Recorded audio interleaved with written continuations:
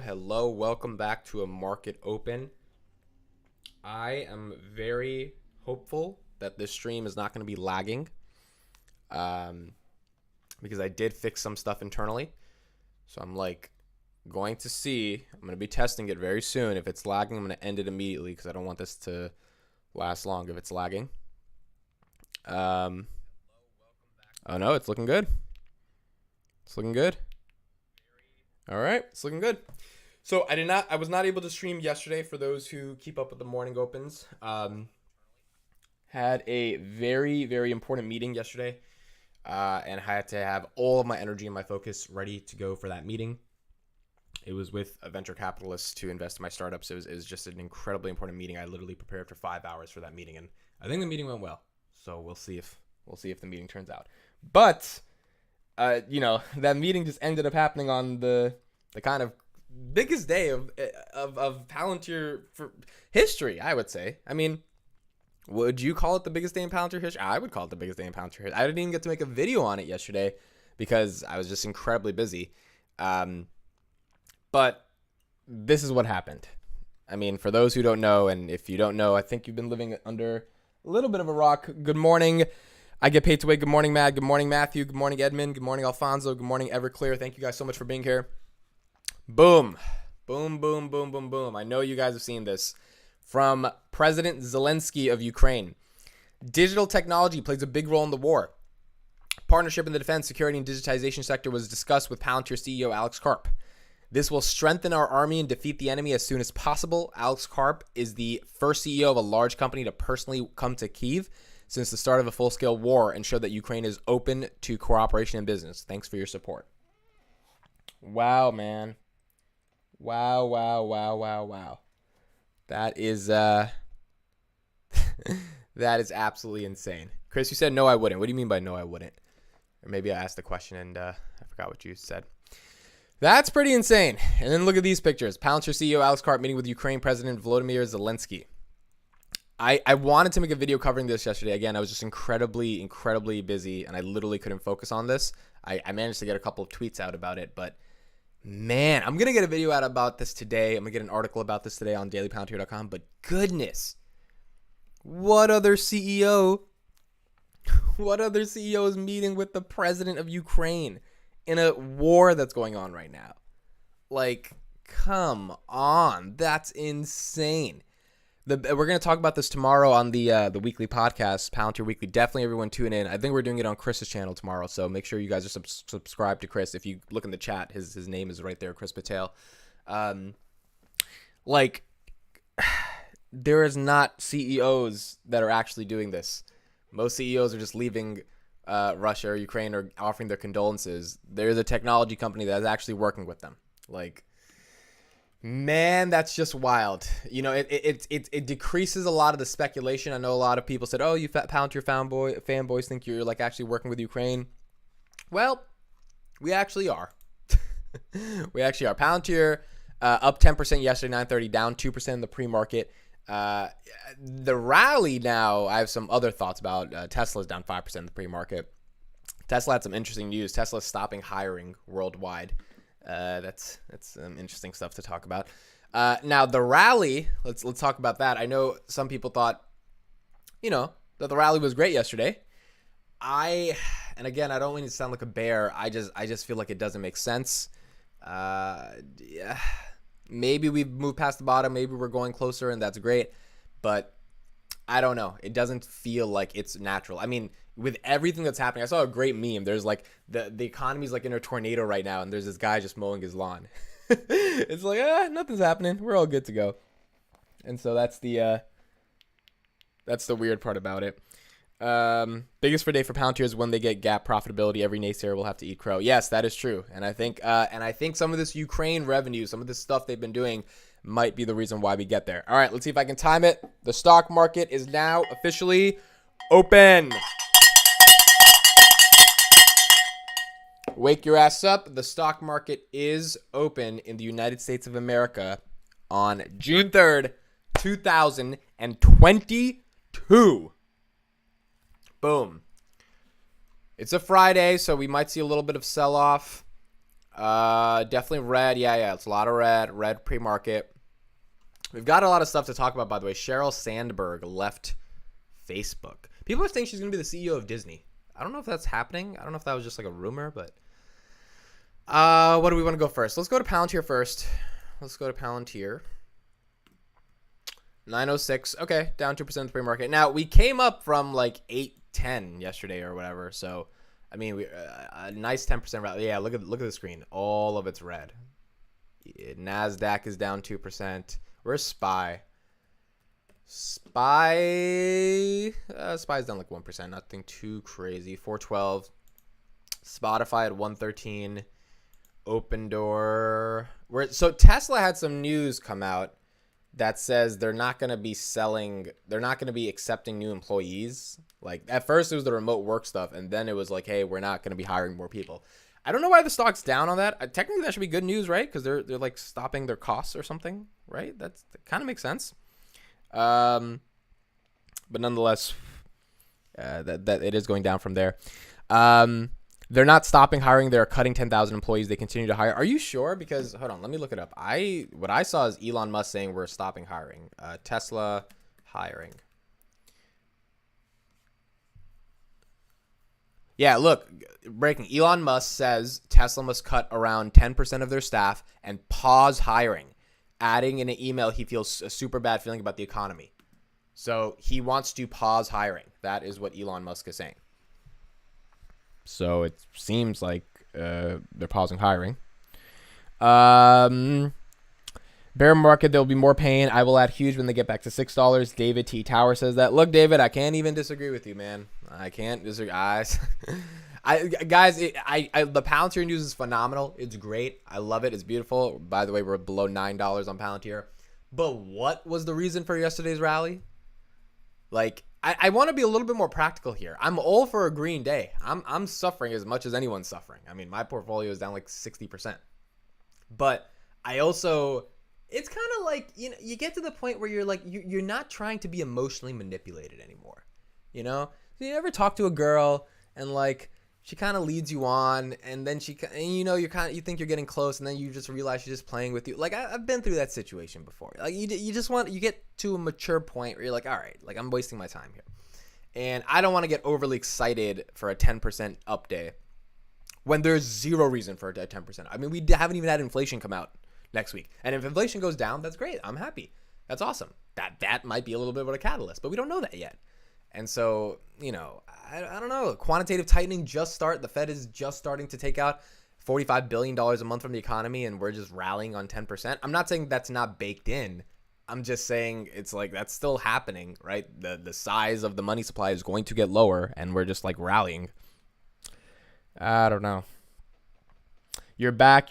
Morning, Suri. What's up? Thank you, John, for being here. Yeah, I mean, again, the reason I missed yesterday was just I had a really, really important meeting. I couldn't focus on anything. Yesterday, I couldn't even make a video, but I'm back today. So, someone says no new hirings, no growth. William, that could be a reason for why Tesla's down. So if you're not hiring people, you're not growing essentially. I think that's one reason. Or you like the management, like investors just feel that Tesla, basically is not going to be able to either expand or the cutting cost is like more serious, right? Like it's going to be hard for them to cut costs because if you're stopping employees, then that's like the biggest cost, I guess. So from that perspective, that means they should be a little bit more bearish on the economy. It's an interesting thing. Bitcoin is 29,000. Ethereum is 1,700. See, Bitcoin was, and this is the sad part, Bitcoin was 31,000 yesterday, or like 2 days ago, and the president of Salvador was tweeting, oh, our average for Bitcoin is 30,000, and you know, now it's 31,000. It's like, bro, like, are you like, what are you saying? Like, that's stuff that's like retail traders be like, oh, I bought it at here, and now it's at here. It's like, my guy, this stuff can go lower in a heartbeat, especially Bitcoin out of all things. So, I don't know. Girls have cooties. Stay away and keep buying the dip. That is true. That is true. To be fair, growth stocks have been absolutely destroyed for the past half year. That is also true. Amit, bring Palantir back down to 6 so we can buy more. Maybe Tesla's margins are under fire because of the chip shortage and price increases. I mean, that could happen, but I think, you know, we're going to see that in their next earnings if that actually has an impact. GameStop, by the way, did you guys see GameStop earnings? Let's talk about that real quickly. I don't know if anyone is in GameStop. But they lost like $158 million. Yeah, they lost 158 million. Yeah, here we go. 158 million loss, and they said it has plans to launch a non-fungible token marketplace by the end of the second quarter. For anyone who's keeping up with the NFT world, so revenue 1.3 billion, loss per share $2.08. They made 673 million from sales of hardware, 48% of all sales, 483 million on software from 39.37 million on last quarter. They are planning to launch an NFT marketplace. Now, for those who don't know, there's a story that came out yesterday where someone who works at OpenSea, which is the largest marketplace for NFTs, has been indicted of insider trading for NFTs. NFT insider. So, like, it's interesting because the reason I bring this up is I don't have anything against NFTs. It's like you're launching an NFT marketplace. First of all, OpenSea is already the world's biggest place for NFTs, and there's a bunch of others, right? So you can, I don't know why someone needs to buy NFTs at GameStop, like, or GameStop's virtual marketplace. Like, what is the unique reason to do that? Second of all, NFT sales are declining. I mean, the NFTs are all built on Ethereum, most of them, 99% of them, and the price of Ethereum is at 1,700. It was at 4,800, and if we have another 10%, like 1,700 on Ethereum should have gone back to like 2050 because the S&P went back up at least from 380 to 411, but ETH stayed down. Bitcoin stayed stable at 30. So if we go down another 10% on the S&P, which, it could happen if this was just like a dead cat bounce, then ETH is going back down another 1,400, which means a lot of the value of your Bored Ape yachts and all this stuff, they're going down. So I guess the question is, if GameStop builds some virtual NFT marketplace, what real value is there going to get there? And how's that going to change anything? Like, if the hype of NFTs is dying down. Jobs report is out. I didn't even know this today. Okay, let's see this. U.S. stocks slid on Friday. Blah, blah, blah, blah, blah, blah. Hiring in the U.S. remained elevated in May. Non-farm payrolls added 390,000 jobs.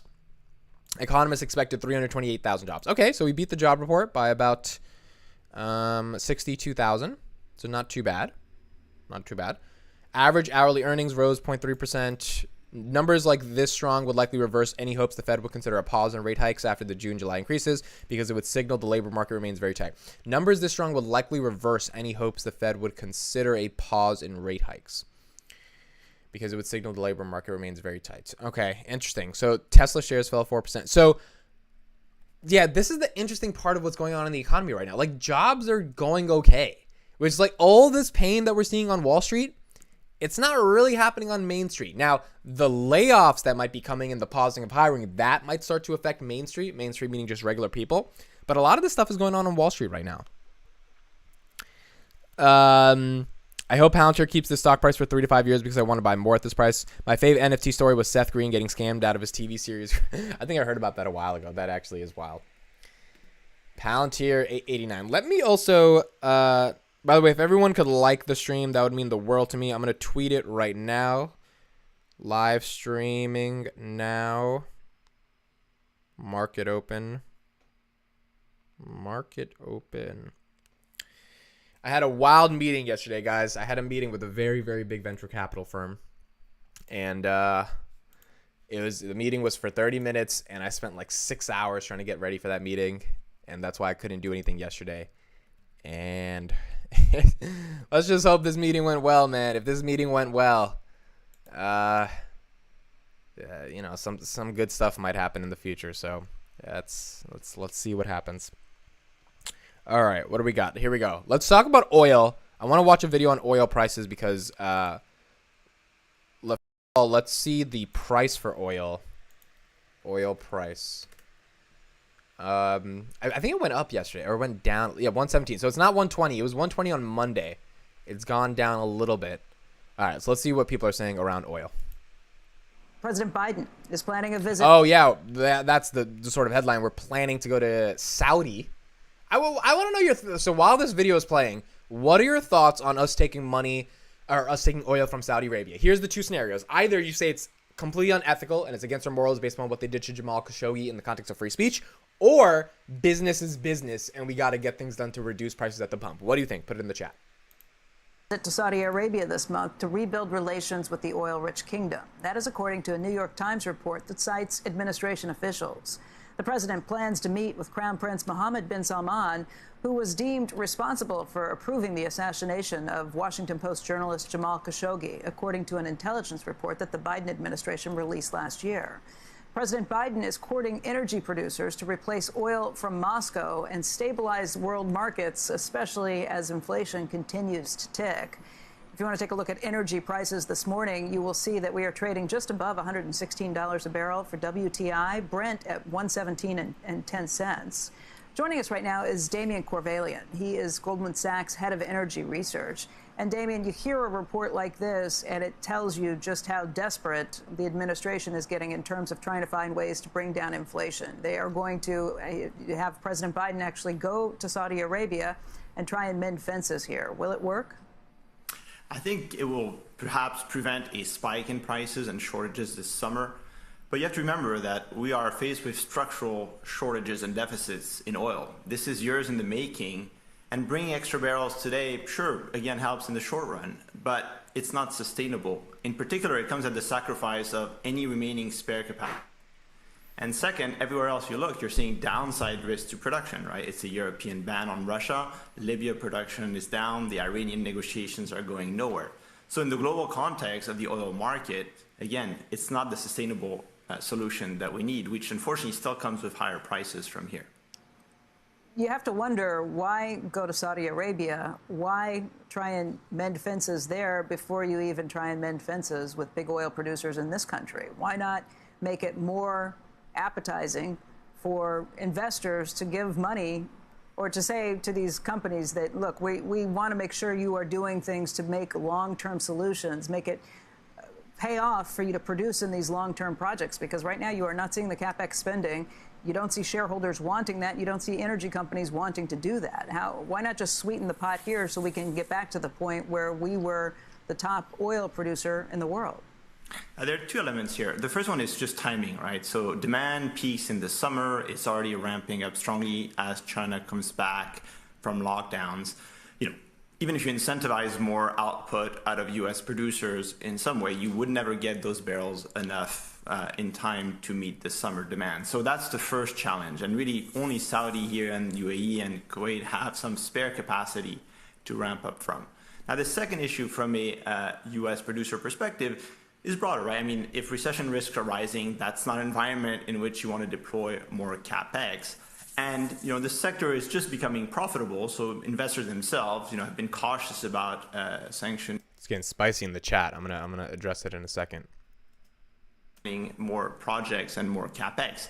So, policy and policy clarity can help. But the discipline of U.S. producers, was bound to happen anyway. I think in the U.S. in particular, the headwind we face is on services, right? So you can drill a lot of holes to produce oil, but you don't have enough pressure pumping to then finish the wells. So he's talking about an infrastructure challenge, right? We don't have the same infrastructure that Saudi Arabia has or Russia has to actually do this. We could drill, but it's not going to really help because we need to complete the process.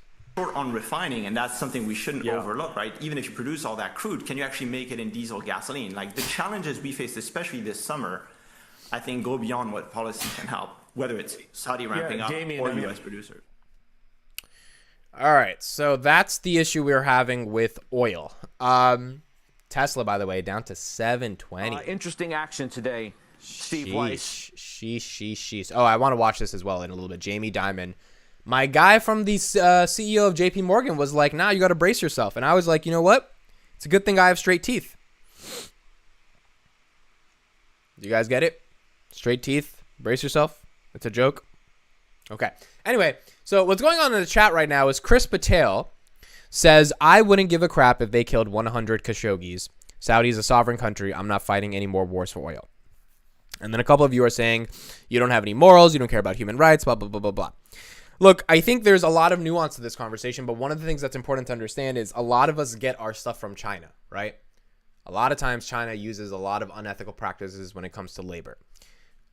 Most of the time, we don't see bad stuff happening, and when we don't see it, it's much more easier to deal with it. you have to weigh the costs and benefits. And this is an incredibly unique, idea. It's like if gas goes up to, let's say, $15 a gallon, are you then going to be okay to take oil from the Saudis? What about $20 a gallon? What about $25 a gallon? Like, imagine it gets that bad. Because for some people, $5 a gallon, given they're living paycheck to paycheck, it might as well be $30 a gallon. That's how bad it is, right? So it's like, at what point do you deprioritize your ethical and moral implications for how you feel about something? Which, by the way, you are contradicting in every other walk of life. I mean, there are just so many paradoxes and contradictions that exist from an ethical, moral perspective. That doesn't mean we get rid of ethics and morals. That means that there are some moments where you have to also compromise them. Like, it's just kind of inevitable given the nature of how the economy operates and how things need to function in order for other things to operate, like gas prices. At what point do you take away your ego and go to the people you disagree with fundamentally and then take oil from them in order to help your own Americans? Or do you let your own Americans, basically go broke because you messed up with inflation and now you don't have the ability to provide them the things they need, like on a day-to-day basis, which is energy? It's a hard question, man. I'm not saying there's a right or wrong answer. I'm just saying it's not as easy as being like, oh, you have no morals, you're unethical. Versus understanding, wait a second, this is very nuanced. It's hard to just call someone unethical because at one point, if gas goes up really high, if we don't have food anymore and the only country in the world that has food is a country that does horrible human rights abuses, guess what? You stop caring about ethics because you're hungry. Like that's the situation I think it's important to understand. Now, in general, should you be violating your moral and ethical principles? I say no. This is why companies are leaving Russia, right? Because companies all contradict themselves when it comes to morals and ethics. I think we all know this. At a fundamental level, they all do it. But there are some things that are so absurd that you have to take a stand against, which is this Russia stuff. And you can handle it. Like, if they don't do business in Russia, it's not like their business dies. Their business decreases in value. Spotify, Netflix, they lose hundreds of thousands of subscribers, but they'll still, be okay. But there's other situations in which you kind of can't do that. That's why a lot of the companies aren't leaving China, even though China does a lot of bad stuff, right? But, China's a huge market, whereas Russia might not be. So it's just, in the context of money, we really got to think about it a little bit more in a nuanced way. Amit tells a joke, womp, womp, womp, womp, womp. Okay, fine, whatever. Amit, I have your email about the business. I just need to go link and fill it out. Thanks. Absolutely, Defin. Oh, I think I know who you are, Defin. I think I know your first name, given the D. So, yeah, definitely do it. If we get this venture round to fill out, then you probably won't have time to do that. So I would do it soon. Basically, the meeting I had, guys, yesterday was with a VC firm that wants to fill out the rest of the round. So if they fill out the rest of the round, then, it'd be pretty dope. That's all I'm going to say. And now we just got to see, man. Now it's just a waiting game. You ever do something where now you just got to wait and you got to see? So, all right, let's talk about Palantir. $9. I want to get into sort of my thoughts on this. I'm going to make a video on this. Everyone has to watch the video that I make later on this. So don't not watch the video because it's an important video. But I do want to talk about, so I'm going to go to my tweets and I'm just going to go to the responses that people had. All right, let's go to that. Let's go to the responses right here. Let's see what people said. So here we go. He would sell to both sides if he could. Let's not be delusional. Okay, this is stupid because he doesn't sell to Russia and China. What are the replies to this? I stand corrected. Okay, good. There we go. He stands corrected.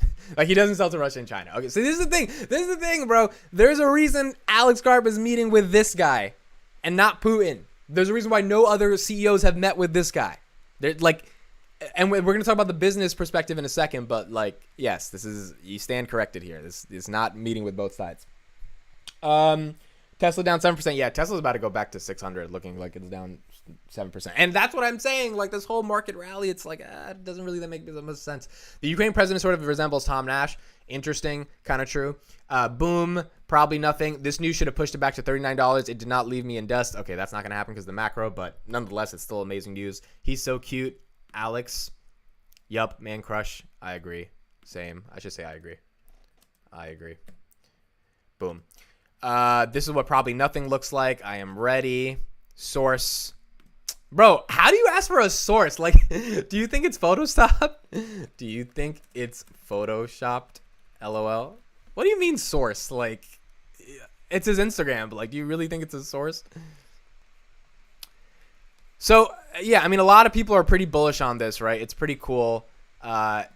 overall, my thoughts on this are that this signifies that they weren't lying. That's going to be the name of my video. This is so gangster. I hope the meeting was about operations on the ground and not Zelensky trying to get his money back. Did not expect this. Feels bullish. I always thought Palantir was providing Ukraine their software to help them win the war. It's likely one of the reasons Ukraine has done so well against the Goliath. Most importantly, I'm sure, is the Ukrainian heart. Gotham and Nexus Imperius are beasts. Have fun stopping Gotham with Nexus Imperium running the data fabric. Wow, I am Tom Nash. Look at your Palantir hero. Me waiting for the market reactions today. Today was a stellar bump for Palantir.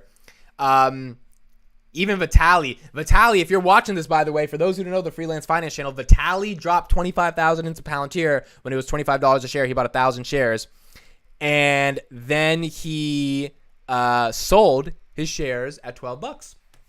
So I mean, it was a good sell technically because we're down. But Vitaly, if you want to buy back in, because I don't see any other CEOs doing this, I'm just saying, this kind of confirms our theories. Yeah. Yes. Right here. This is the thing, right? It confirms our theories. And that's my big thing around this. Let me go to my Instagram really quick, or Zelensky's Instagram real quick to show you guys. I am on Instagram, by the way. I don't ask you guys to follow me there because I don't post much, but I will be posting in the summer. So you guys will see me there. Okay. Zelensky official. So he posted this picture yesterday with Carp. And all the stuff he said was pretty much what I tweeted. I'm going to put it into Google Translate, but it's pretty much everything I said. So it's really interesting, man. Like we said, he's fighting for Ukraine right now in a war against Russia, and literally Palantir is helping.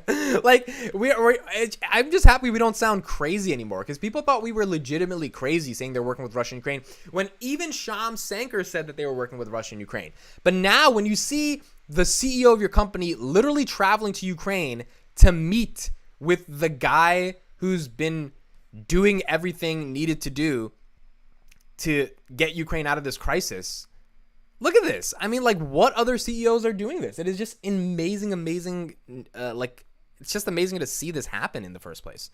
So in the context of it, let's talk about the governmental revenue. In the context of if this is bullish for the government, what did they say for Q1 earnings? They said expect $470 million in Q2 revenue, which is 5% increase from 445 that they did, or 446 that they did in Q1. So that guidance kind of sucked, right? The stock tanked on that. But they said we expect significant volatility to the upside based upon increased revenue from the government in Q2 for the rest of the year. I don't know how much money this Ukraine situation is going to get them. I don't know how many partnerships they're going to land. I don't know how many deals they're going to sign. Karp seemed very confident about it. I mean, in the CNBC interview, he was literally like, I know what they're going to say in 2 years. He seemed like he's not worried about this. So the question now becomes, do they get $1 billion off of this? Do they get a couple million? Do they get $100 million? And do they spread that out over the next couple quarters to show like some real astronomical growth in one quarter or the next quarter? I don't know, but it is very unlikely that this partnership and if they're actually helping Ukraine fight on, and there's a reason Zelensky put this picture up, right? You don't put a picture up with a random CEO for no reason. You got to remember, there's a reason this stuff happens. If this is actually happening, there might be some upside for Palantir. That might be the thing that's happening. Zelensky must understand Karp and his philosophical explanation. Probably.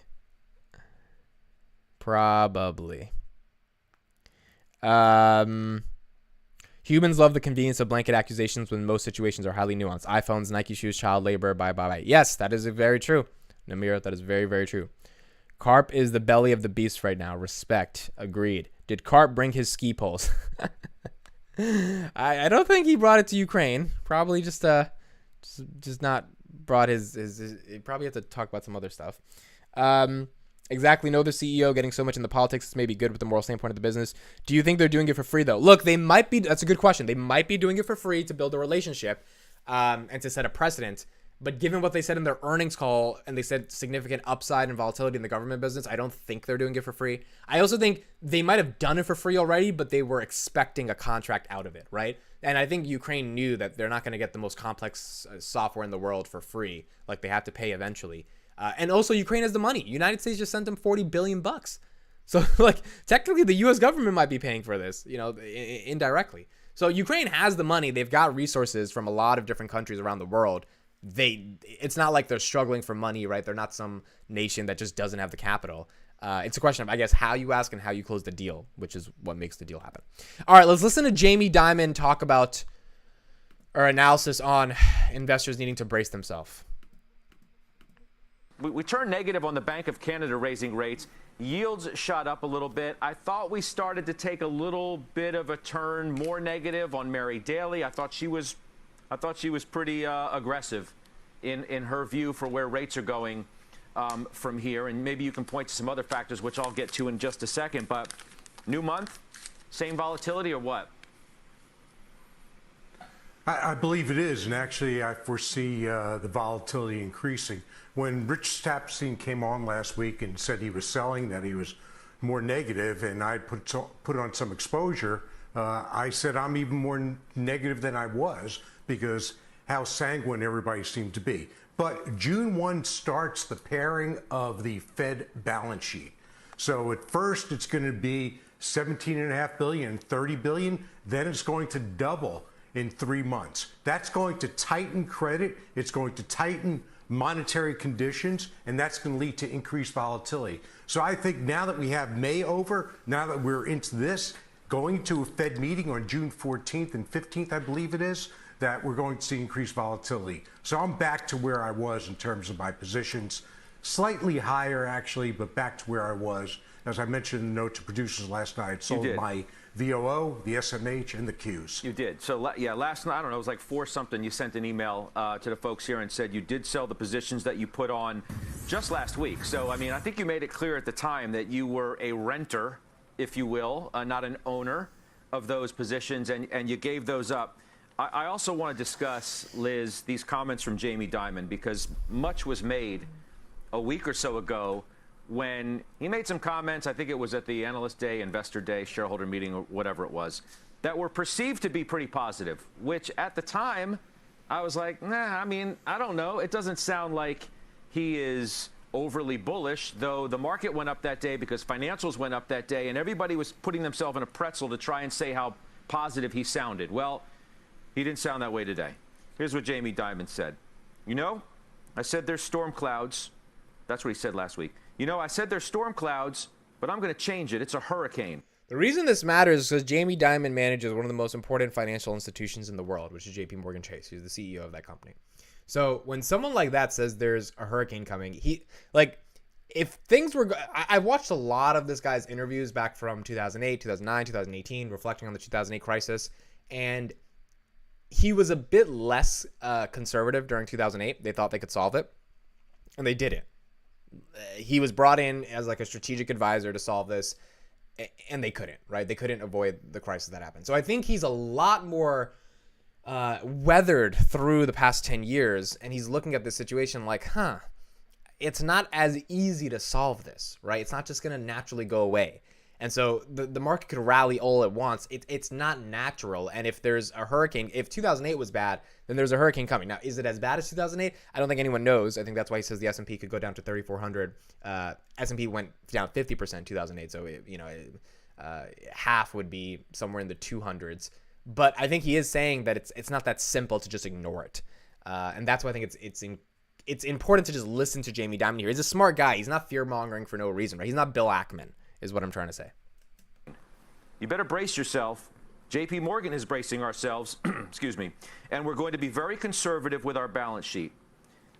That doesn't sound like a guy who's overly bullish about the environment, Liz, that we are in. And I also think those comments may be contributing to what you're seeing today.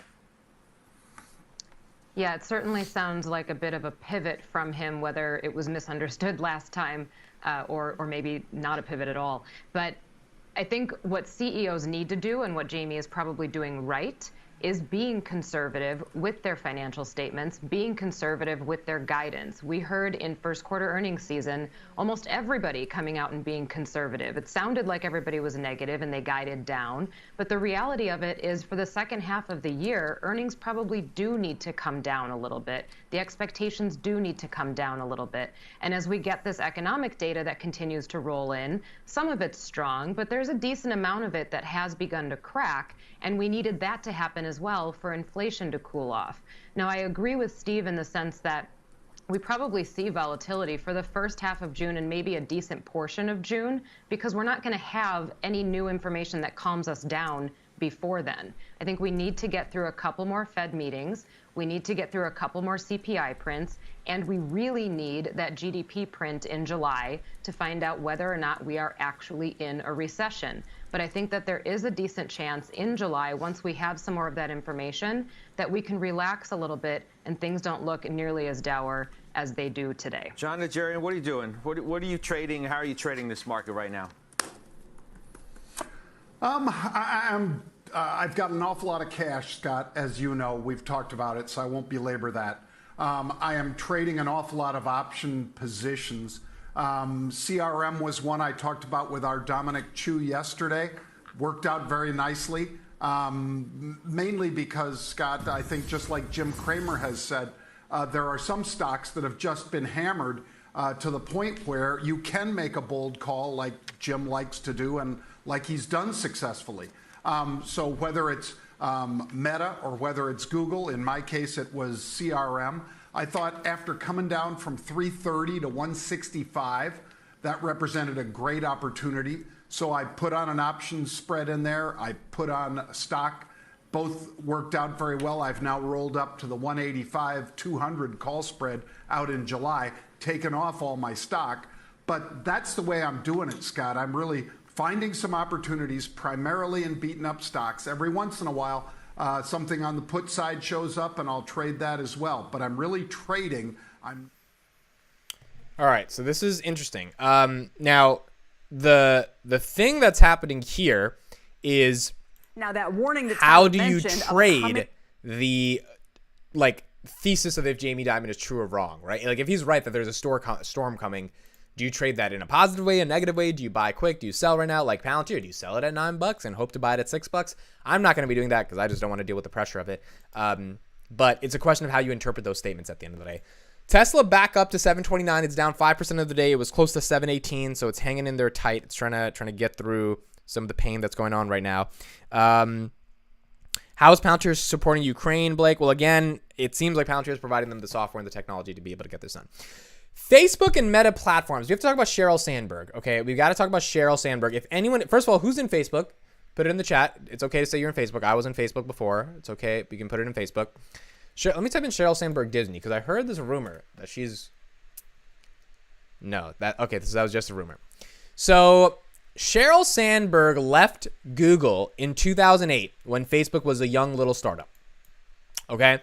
And Facebook went public in 2012 at about $40 a share. Then it collapsed to 17. It was not a successful IPO, but then it started getting better and better and better over the next 2 years. She made sure Facebook's ads business was a real thing, right? She was one of the main operators at that company. She stayed through it through 2018 when they had all the Cambridge Analytica crises and all that stuff, all the way to the point where it got up to 384. It was $1 trillion company, this Facebook website. And then it had this collapse. So it makes sense that she's leaving now, probably because you don't have executives stay for 14 years.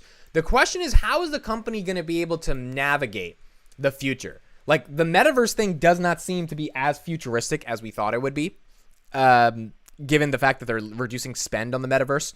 So if they're reducing spend on the metaverse and the head COO is leaving that managed your ad business, I don't think it's bearish for Facebook. I just think that, it's like, things are changing in Facebook. Sandberg to Palantir, please. Man, it would be awesome to have Sheryl Sandberg and Palantir. She is an operator. She is taking time off to just relax, though. She's like 52. She's made $1 billion.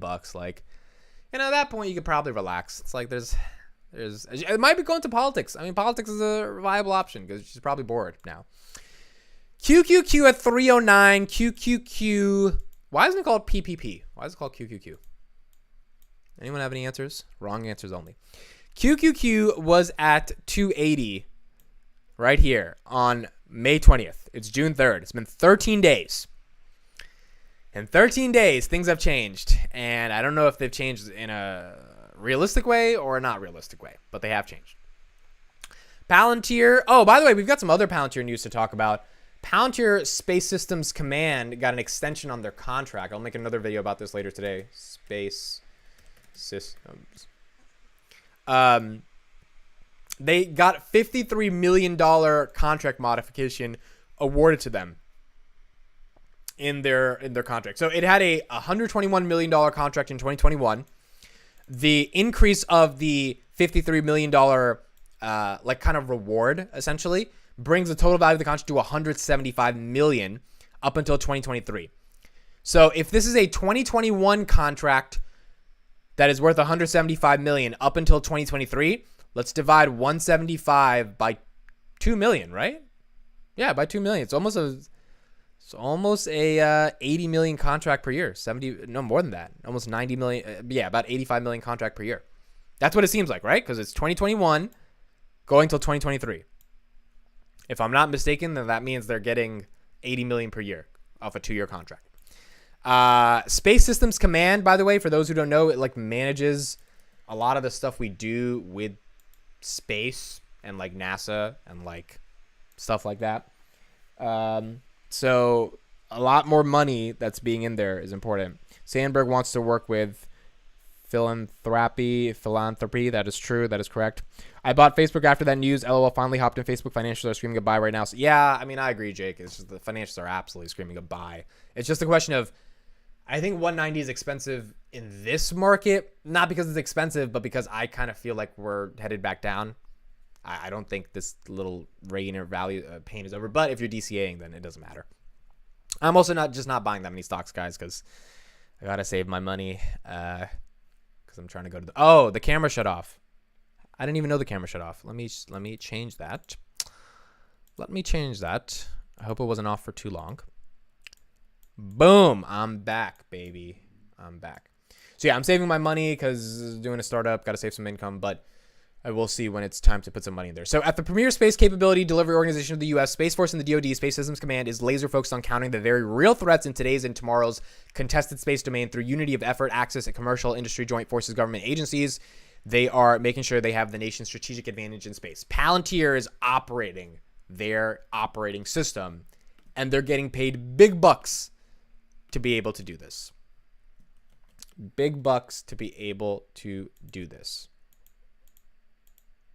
So yeah, that's some pretty good news. All right, any questions? Put some questions in the chat. I'm probably going to be out in around 10 minutes, so let me get any questions in the chat. Any thoughts, any questions, any ideas you guys have? Let's talk about them, and then let's end it off for today.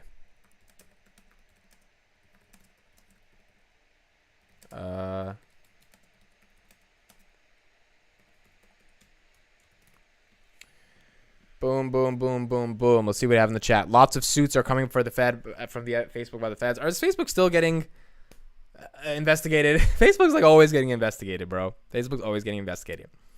All right, yeah. Let me know if you guys have any questions. That's pretty much it for the market open. There's nothing else that's crazy that's going on. We talked about pretty much everything. I want to start the last 10 minutes of the stream as like a Q&A kind of thing. Just like an open chat. It doesn't even have to be about stocks. It could be about anything, but if it's about stocks, that's fine as well.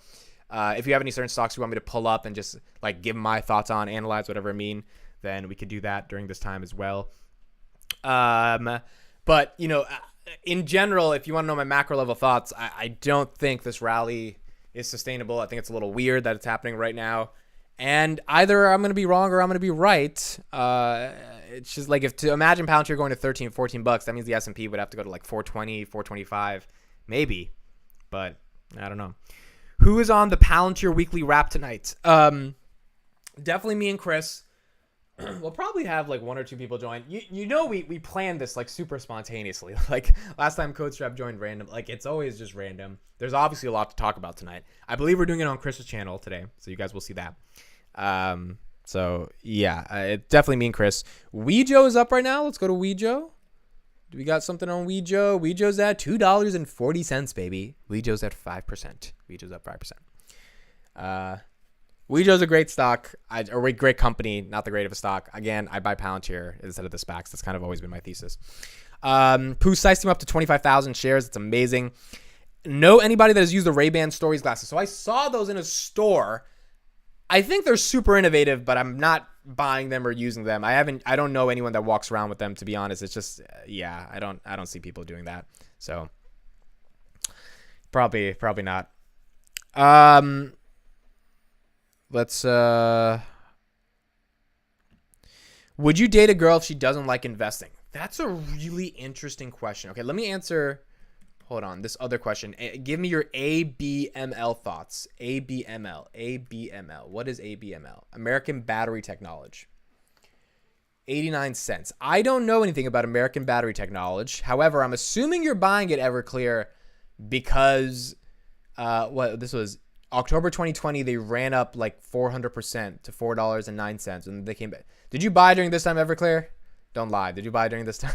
And are you down right now? It's okay if you did. We all do. Or are you actually buying it right now, which seems to be at the bottom? ABML. Let's Google it real quick. ABML. If it's a battery play and you're saying there's a shortage of batteries, then that could be the argument. Battery recycling and impact deeper than the economic gain, powering the future of sustainable energy. Let's go to the About Us. Again, I know nothing about their history, nothing about their stocks. It's just sort of my raw thoughts.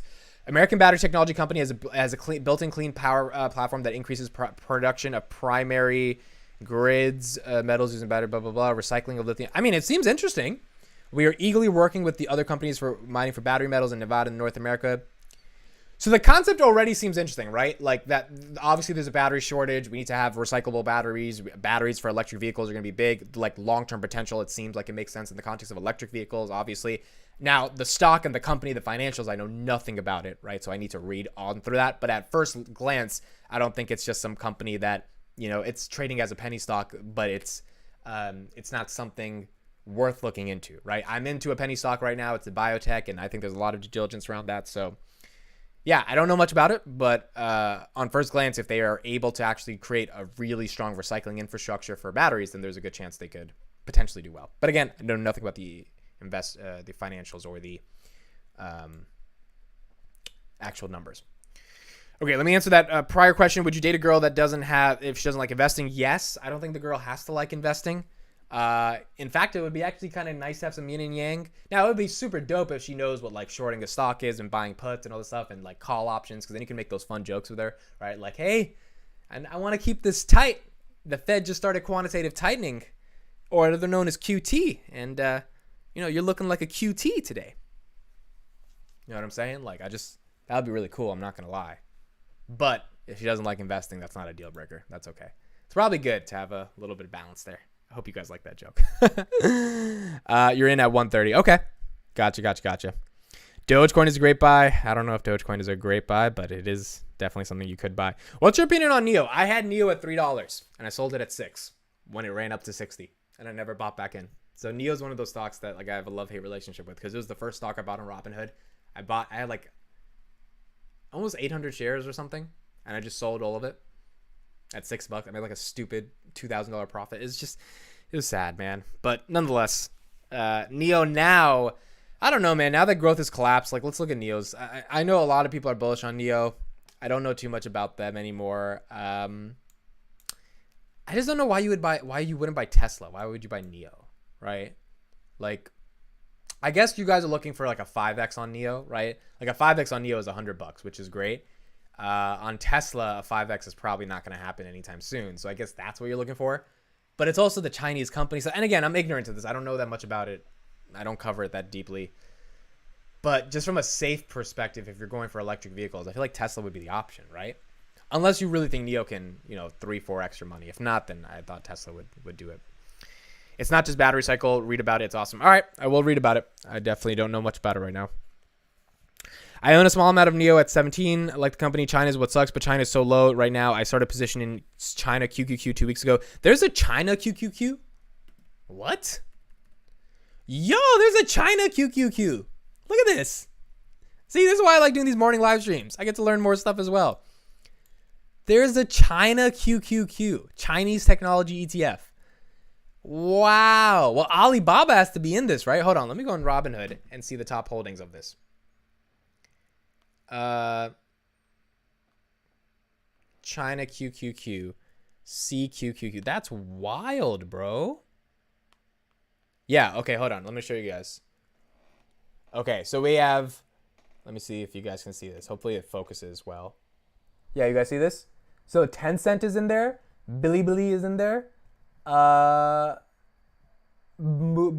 is in there, which is like their Google. And some other companies. How do they not have Alibaba in this? Do they sell out of Alibaba? How does a Chinese technology ETF not have Alibaba in this? That's wild, bro. That's wild. Okay, well, yeah. Tencent ETF. Interesting. Very, very interesting. If you interviewed Cathie Wood, what would you ask her besides selling Palantir and buying TDoc? I guess I would ask Cathie Wood where her motivation comes for starting an innovation ETF. Like, is she naturally the type of person that just believes in optimism in the future, or is it just marketing? I think that would be a good question. Because to be honest, at some level, it could just be marketing. And also, I would ask her why she thinks, like, her picks are innovative. Is she just because she's against buying Google and Facebook and all that stuff because she's like they're at the end of their growth curves, but she's into buying Roku and Zoom. But my question is, like, Facebook and Google are still pretty innovative companies at the end of the day. So it's like, are you just picking these companies to pick these companies because you want to pick these companies? Quarantined Quartet says Cathie's death pulling a Palantir on Spotify. Great vid on that, by the way. Yes, let's thank you, Quarantined Quartet, for that. I made a video about this. I think everyone here should watch that video. Please. Please. Okay, anyway. Cathie Wood just sold 1.1 million shares of this. And in the video, we discuss how she sold 1.1 million shares of Spotify. Okay. So the logic there, again, you can watch the video. I don't want to go into it today, but the logic to me is that she doesn't see it as an innovative company because it's like, what is Spotify doing that's innovative?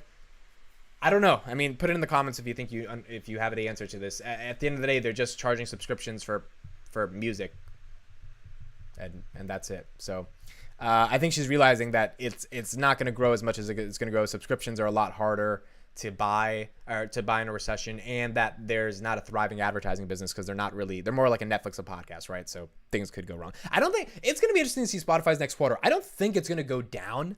Like, I don't think they're going to lose subscribers like Netflix did. And if they guide for losing subscribers, oh man, would that be bad.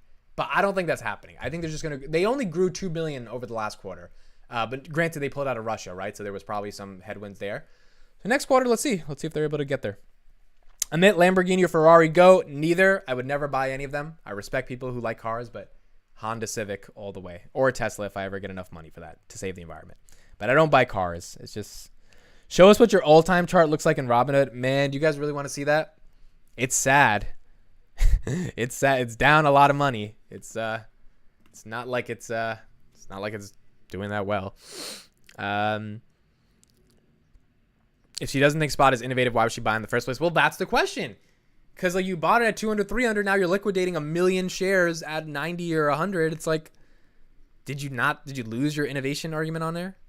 Amid Tesla's laying off 10% workforce and doing a hiring freeze. Yep, we talked about it in the beginning of the live stream. Anyone who missed the huge news on Palantir was basically Palantir meeting with the president of Ukraine. You guys can go on my Twitter at is investing to see the pictures of that, but I'm making a video on it soon, and I'll be posting that video as well.